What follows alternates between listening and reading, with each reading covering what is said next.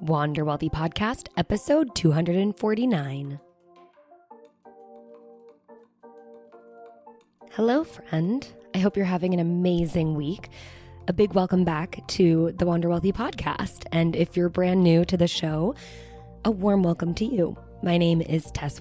I'm the founder of Wander Wealthy, host of this show, and financial coach turned business coach for all my fellow money coaches around the world. Today on the show, I want to answer a question that boggles the minds of many a money coach, especially those who've been in it for a while and have been coaching in a one-on-one format, but also the kind of new and aspiring coaches who are keeping themselves stuck because they can't really see the future of what money coaching can be. And they've talked to people and, have looked around and gone, this isn't a scalable business. This isn't a sustainable business. And there's no money in money coaching. I know you've probably heard that. And if you haven't heard it, then you've most definitely thought it. And I want to talk about how you can scale your business. And specifically, I'm going to share 4 high leveraged components of a coaching program and also of your business to help you scale your money coaching. Now, before I dive in, I need to introduce this week's sponsor, which is the Wealthy Coach Blueprint. This is my signature 12-week coaching program where I work with new, aspiring, and seasoned money coaches who are looking to take their business to the next level. We really focus on refining or defining your niche market so that we can build a life-changing coaching program that is scalable and sustainable for you, but also helps you create top-of-mind awareness and, sit in your authority and expertise and confidence so that you can easily and effortlessly market that program so that you can eventually make a bigger impact, get more clients, and also make more money. And we do all of that in just 90 days. Now, this time of year is the time of year where enrollment is open. And if you're interested in joining us for the next round, which will kick off after the holiday season, you can head to wanderwealthy.com/blueprint to check out the details of the program, but more importantly, click the button on that page and fill out an application. Let me know kind of where you want to take that relationship from there. If you need to jump on a call with me or you just want to have a conversation or you're ready to sign up, you'll fill that out in the application and then I will reach out to you to take the next step. So wanderwealthy.com/blueprint. This could be the last time that I'm opening enrollment for this at least version of the Wealthy Coach Blueprint. And if you've been sitting on the edge of your seat, kind of thinking you want to join, but not really sure if it's the right time, I can assure you the right time never really comes. You just have to decide it's going to be the right time. This is the year 2022. This first part of the year is when I'm going to go all in and make this business happen. So I encourage you, head to wanderwealthy.com/blueprint. Join us for this next round. It's going to be the best decision that you've made for the new year. All right, let's dive in to the meat and potatoes of this week's podcast. So back to kind of what I was alluding to earlier, which is that I think so many new and even seasoned money coaches really feel stuck when it comes to thinking about coaching in kind of a scaled up way. And I want you to know that it is absolutely doable if you want to scale your business. If you want to take your, one-on-one personalized money coaching and turn it more into some sort of a group program or just make it more efficient, it is possible. And this is something that really tripped me up for a long time too. I mean, one of the reasons I struggled for so long is that I didn't publicly offer money coaching. And I wasn't hardly ever selling my service because I was afraid I wasn't going to be able to do it with too many clients on my roster, or especially when I was considering moving abroad. And for those of you who are just newly tuning in, I do live and work abroad in Europe, and I've been doing it since 2018. And in 2018 and 2019, that's when I really scaled my own money coaching business and started working with, a fully booked out roster of anywhere from 15 to 25 clients at a time. And I never thought that was possible for the longest time because I just figured it would take too much time. I wouldn't be able to make enough money at it. And I also just could never figure out how to make it doable. So I wanted to share with you 4 of the key components that I have found through my experience, not only my experience of coaching, but also my experience of being coached. You see, I've invested in my own, growth in business and my many business coaching and business training programs. And I've also learned from those to really understand what makes a program highly leveraged, what components of a program can you, as your own kind of solo business owner, what components can you leverage to really scale up your own coaching? So I want to share those with you because I think those are the key things that you may not have thought about, especially when you're new to the industry or you're kind of in your own rhythm and ways, right? Kind of the idea of getting stuck in your ways. You think there's no way I could do this differently. And so I want to introduce some of those ideas to you right now.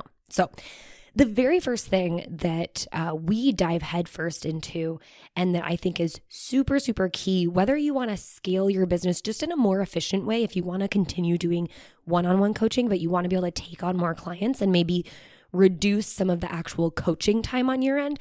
But also this component works really well if you want to scale your business into something like a group program or a self-paced program. You need a curriculum.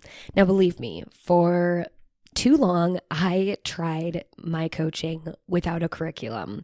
I figured, coaching is just jumping on the phone for, 6 sessions in a package. And during that call, we're just going to cover everything that we need to cover and focus on whatever we need to talk about that day. And what I found myself doing was just constantly repeating myself, spending half, if not more than half of each of our sessions educating and a lot of times doing the work with the client. And then we'd only spend a very small amount of time answering specific questions and focusing on what we need to do next. And that actually doing that really made me feel like this is not scalable. We're hardly getting anywhere. And do I have to repeat myself every single time we get on the phone? So what I realized from, investing in my own education and coaching, but also just from experience, was that having a curriculum would save me so much time and would be way more effective for my clients to actually get results. So when I talk about a curriculum, you can think about this as any sort of self-paced online course that maybe you've invested in, that you've gone through. You can think about it that way, but you can also think about it any way that really basically helps your clients get pre-educated, get up to speed with the financial literacy that they need to have, and maybe even get them started on some homework, or if you don't want to call it homework, tasks that they need to work on, so that when you get on the call, you can actually get into the nitty-gritty, get down and dirty, start answering questions, start kind of providing them feedback or correcting some of the things that maybe they did wrong, and then also focus on moving forward and how to implement and apply whatever they did to their life. So a curriculum, you might think, oh, it has to be a video of me, or it has to be a PowerPoint presentation with a voiceover. And it can be that. You absolutely can have that be your curriculum where you're going through lessons and whatnot, but you can also make it something entirely different. It could just be a PowerPoint presentation where they flip through it and learn what they need to learn. Or maybe it's a typed up PDF sort of workbook. It can really take any form. And I always say, create the curriculum that your ideal client is, most able to get through and really learn from. But just being able to cover some of the topics that you find yourself repeating over and over again in your sessions can super highly, leverage your time by pre-recording that stuff, handing it to your client, and having them work through it before they jump on the call with you. Now, this is good if you are planning to just be able to bring in more clients into your roster and you want to stick with one-on-one, but it's also obviously very powerful if you want to be able to take your coaching into a group sort of style, or even eventually take it into a self-paced program. I always suggest starting with one-on-one and then scaling that way, but having a curriculum to kind of cover the baseline is such a high leveraged component for your program. Now, a lot of people will kind of freak out at the idea of creating a curriculum because, of course, we get into this business and we know that personal finance is personal and really requires a personalized touch. And what I, like to share with my clients is that you can absolutely create kind of a pre-recorded curriculum and still personalize it for your clientele in the coaching sessions. But again, what's great about the curriculum is you don't have to repeat yourself on the things that you know you're going to repeat over and over again. There are pieces of personal finance that are applicable across the board, no matter who your clientele is.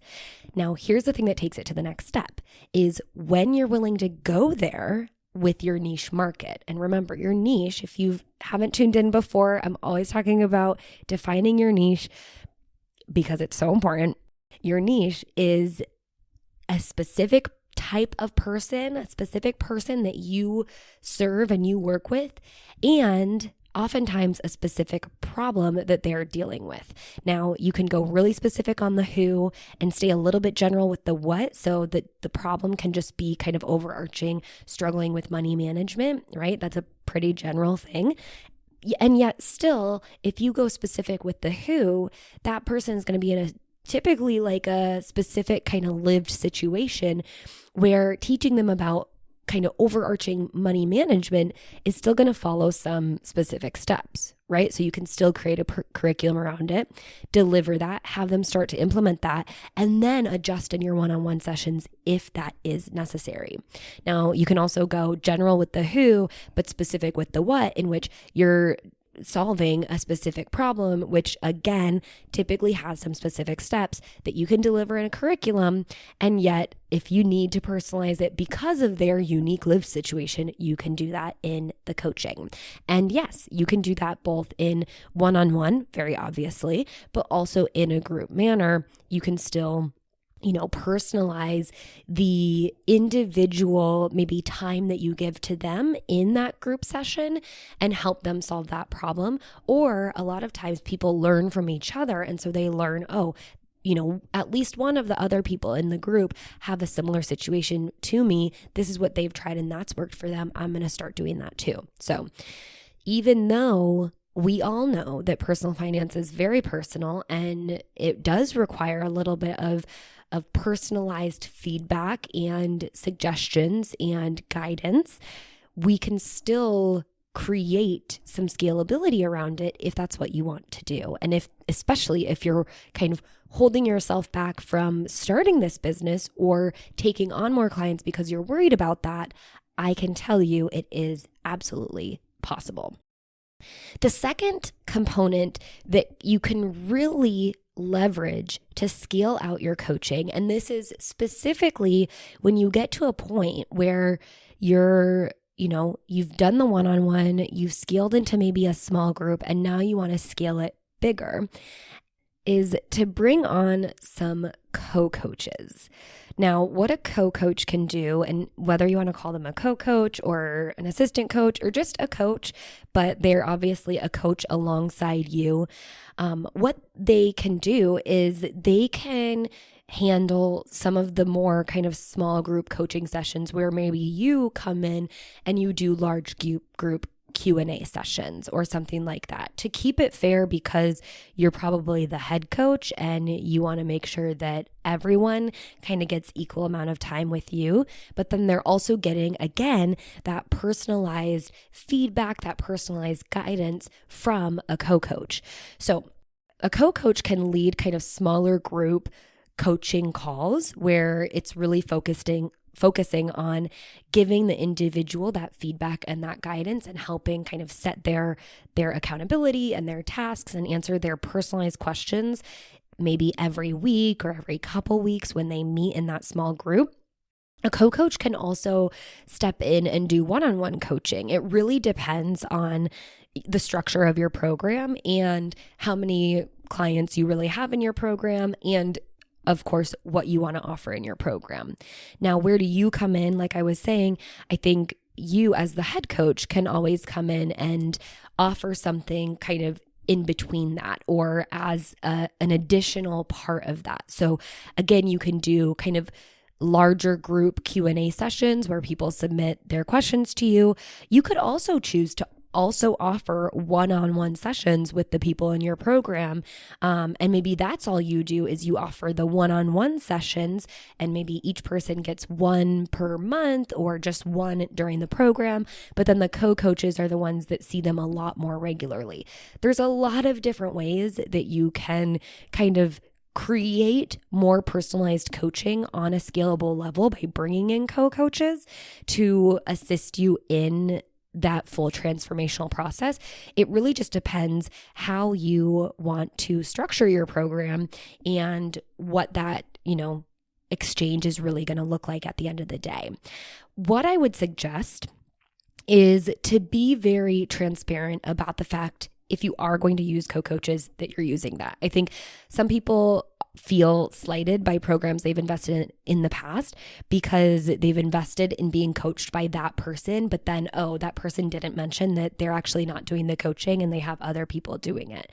So if you are bringing in co-coaches, I would very, very much suggest making them a part of your brand as well, bringing them into the fold and, making it very apparent that they're going to be part of the delivery of the program. And then in terms of like, how do you find co-coaches? I think that people see a lot of success by finding past students that have done amazing work and maybe who just like rave about the program, but obviously people who believe in the mission as well, and bring them in to help facilitate these transformations. You can also have, instead of co-coaches, another way to think about it is maybe bringing in other team members that will, manage everything else so you can just focus in on your zone of genius. This is specific if you want to continue to do one-on-one coaching with your clients, or you want to be able to handle a smaller group, but still like give as much as possible as you can to your clients, is then you might want to bring in some external support in terms of, people helping you with marketing, people helping you with sales. There gets to a point where there's only so much time in your day, obviously. And I think we know that. We think about that a lot. And how can you, have a client roster where you can truly show up and serve them and make, a fair income from this work while also being able to give your time and continue to run this business, which requires also your time. Well, think about the things that you could outsource and have some other people cover that so that you can really focus 100% of your time, or maybe 90% of your time, on the delivery. So it's, bringing in co-coaches to help you with the delivery, or bringing in people to help with everything else so that you can focus on the delivery. And eventually you might get to a point where you're actually doing both. So it really, again, how you structure that, how you deliver that, what you ultimately decide to do is going to depend on what you want to do in terms of what you want your program to look like, but it is possible. And I think at the end of the day, so many of us get in our own way because we just don't think it's possible. And I want this this specific episode to serve as proof and give you actual things that you can consider to know that it is possible. And when you cross that bridge, you can start to implement some of these things for yourself. The third high leverage component that you need, and this isn't technically in your program. I guess it could be in your program, but even more so, it would be in your business, are back end systems. And specifically, if we're talking about filling up your client roster or even going into a group coaching where maybe you have multiple small groups that you're working with, or just one larger group, but it's still relatively small so that you're not spread too thin, is to have a client relationship management system. Now, I use Asana because it's free and I love it. I also provide all of my clients inside of the Wealthy Coach Blueprint with my CRM, which is client relationship management, CRM templates that I've created for Asana. So I provide that to my clients inside of the Wealthy Coach Blueprint, the coaches going through it, and they're able to implement my very same CRM for my client coaching. But having a client relationship manager is so helpful because it allows you to know exactly where each client is in their work with you. And oftentimes I find that obviously the more clients you have, the harder it can be to keep track of where everyone is at in the process, what they've submitted in terms of homework or tasks, what they said on the sales call or during the sales conversation that they were struggling with, and what they really ultimately want from this program. So in the Wealthy Coach Blueprint, we obviously have sales conversations with, potential clients and discover what are they really looking for. We also send out intake forms to understand them, get to know them better, get to know how they like to learn, how they like to be mentored. We send out welcome packets that have them explore, some deeper questions before they get started. And then we have a full 8-phase program, core curriculum to work through with homework. And we also have 12 one-on-one coaching calls. So there's a lot, and there's a lot of steps involved, and there's a lot that I need to stay on top of in terms of where my clients are at, but also, how they like to learn, how they like to be served. And so having a client relationship manager where each of my clients has their own profile that I can kind of take notes in and copy everything in, and even just know what call we're on in the 12-week program is so helpful. I also can schedule things so that I know, when to check in with them, or when to send out accountability forms, or when to ask for a testimonial or a referral. And all of that is part of this process. And when you scale into group, it's also super, super important to have this, because you might be talking to all of your clients kind of at one time, but you still want to be able to quickly go into each profile and take notes and kind of set, the accountability, what do they need to be held accountable for, all of that stuff. And then again, you can set reminders for yourself to go back and check in with them. And you can even, on some CRM platforms, you can automate emails. I prefer not to do that. I really like to have an actual synchronous relationship with my clients where we're messaging back and forth, and we use a messenger app to get connected and check in.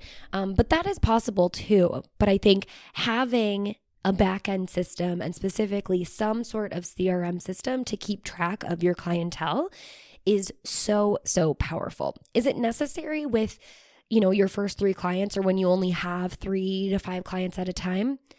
Honestly, I would probably say yes, because there are times where I don't have as many clients and I still really rely on my CRM system. Now, if you have 1 or 2 clients, it's a lot easier to keep track. But if you're keeping yourself stuck because you can't imagine how you're going to be able to handle 20 clients at a time, then knowing that actually having a CRM system in place is so, so helpful. So like I said, again, I use Asana. It's free. It's awesome.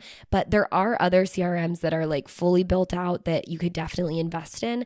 I'm just a big proponent of, having a very lean business so that I don't have to keep track of too many moving pieces and too many expenses. And I found that I can use Asana not only for my CRM for my paying clients. I can also track leads, potential clients who are out there who are thinking about investing in the Wealthy Coach Blueprint or my money coaching services. And I also use Asana to actually create my podcast content calendar and create all the notes. I am reading the notes right now for this podcast from Asana as well, because that's where I take all my notes for the show and create an entire process for getting the podcast published and scheduled, which luckily I don't have to use because my editor does all that, but it is there for if I ever need it.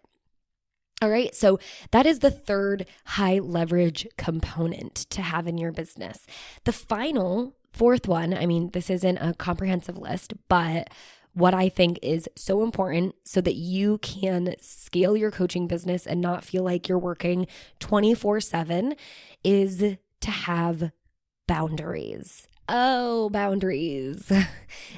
I think everything we love to hate, because boundaries it's not like an actual physical thing. It's not like you're going to go Google like how to download boundaries and install it on your computer. It's not like you are going to go to work and build out your boundaries just like you would a curriculum. It's not like you're going to go hire some boundaries just like you would co-coaches. Boundaries, it's, you got to have it, and you have to hold yourself accountable to keeping them. But if you want to build a scalable business, you have to have boundaries in place, not only with yourself and how much you're willing to work, right? Like just your weekly schedule, but also boundaries with your clients and when you are and are not available, so that you can keep your own sanity and also separate work from the rest of the world, because you are a whole person and you also deserve to do other things outside of work and have hobbies and all of that good stuff. So your time is precious. So making it very clear what the client is getting before signing up and after signing up, and then sticking to those boundaries so you can operate in your zone of genius is very, very important. So like I was mentioning before, and I think with all of these components, or at least the curriculum and the co-coaches, you can make those very well known, make it very clear, be very transparent what the client is getting, right? Curriculum, you're going to get this much of a curriculum. Oh, I'm going to have co-coaches. Let me let you know that this program has support coaches who are going to work with you in this capacity, and this is the capacity that you get to work with me in. And then, even if you are doing one-on-one, I choose to do one-on-one personally during this season of my life, and I love it, and I found a way to make it scalable, but also it's scalable because I'm very clear about my boundaries, about when my clients can expect to hear from me next, if they're, messaging me with a question, about when my office hours are so that they know when I'm actually working, when they can basically expect to hear the answer of that question within that time frame, and everything else in between, right? I'm also very clear about what I expect from my clients so that they know, how to show up, how to get the most out of the program, and they know exactly in what capacity I'm going to be showing up as well. So I find that boundaries are, like I said, important for your sanity, but also just so important if you can't imagine building this business in the way that you're currently building it. Perhaps you need to look at your own boundaries and decide, is there something I could be doing more? Can I even implement a boundary with myself where I say, hey, I don't work more than 8 hours a day. So I need to get what I need to get done in the 8 hours. And that might mean I need to prioritize the most important things. And if I don't get to something within that 8-hour period, maybe it's not as important as I thought it was. I think that's another way that we can kind of monopolize our own time, is that we tend to just work as much as possible and spend a lot of time on things that aren't important.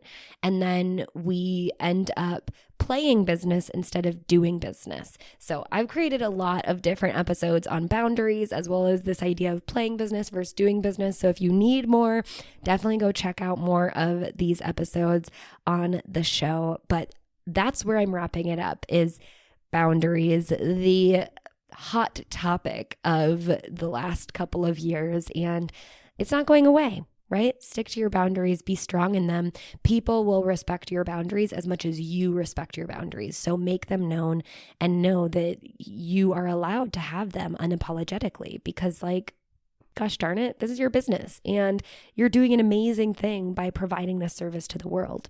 So with that, we will wrap up the episode. Don't forget, if you want to join us for the next round of the Wealthy Coach Blueprint, it's going to be me and you, my eyeballs on your business for the next 12 weeks, starting after the holidays. Head to wanderwealthy.com/blueprint, fill out the application. And if you have more questions, we can discuss them when I follow up with you.